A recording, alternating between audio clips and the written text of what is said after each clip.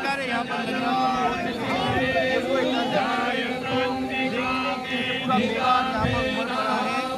पूरा राजपूत समाज ही नहीं है, छत्तीस कौम जो है वो यहाँ पर सम्मिलित हुई है और अब जो है जो तिलक है यहाँ पर वीर शिरोमणि महाराणा प्रताप के वंशज उदयपुर के पूर्व महाराणा और पूर्व सांसद स्वर्गीय महेंद्र सिंह मेवाड़ के निधन के बाद उनके पुत्र नाथ द्वारा से विधायक विश्वराज सिंह मेवाड़ का ऐतिहासिक राज तिलक समारोह आयोजित हुआ।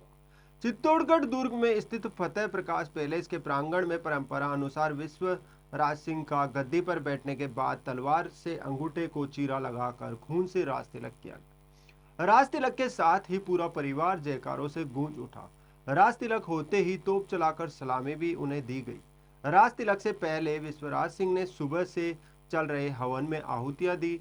बाद में कुंभा महल में भगवान गणपति की पूजा की। बताया जा रहा है कि उदयपुर के पूर्व राज परिवार के सदस्य व पूर्व सांसद महेंद्र सिंह मेवाड़ के निधन के बाद सोमवार को सुबह 11:15 बजे उनके पुत्र विश्वराज सिंह मेवाड़ गद्दी पर विराजित हुई।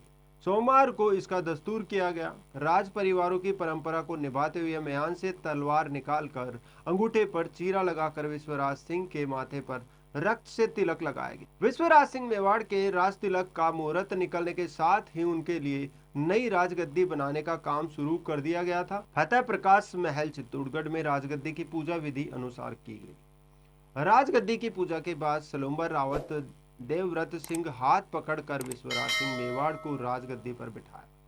इसी के साथ ही राज तिलक की परंपरा निभाई गई। राज तिलक के बाद विश्वराज सिंह मेवाड़ ने सबसे अभिवादन किया। प्रक्रिया पूरी होने के बाद महाराणा विश्वराज सिंह ने कुल देवी बाण माता के दर्शन कर आशीर्वाद। बता दें कि यह कार्यक्रम अपने आप में ऐतिहासिक हुआ है, क्योंकि पूर्व महाराणा उदय सिंह के मेवाड़ की राजधानी उदयपुर को बनाने के बाद चित्तौड़गढ़ में किसी का राज तिलक नहीं हुआ था।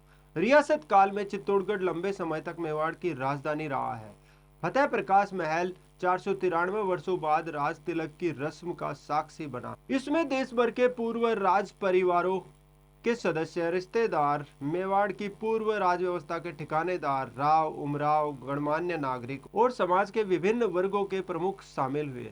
गौरतलब है कि विश्वराज सिंह मेवाड़ की पत्नी महिमा कुमारी मेवाड़ राजसमंद लोकसभा क्षेत्र से सांसद है। खून से तिलक की परंपरा के पीछे का इतिहास क्या है, जानते हैं। मेवाड़ राज परिवार के शिवरती घराने के इतिहासविद डॉक्टर अजातशत्रु सिंह शिवरती बताते हैं कि मेवाड़ के पूर्वज चुंडा जी से चुंडावत शाखा चली है।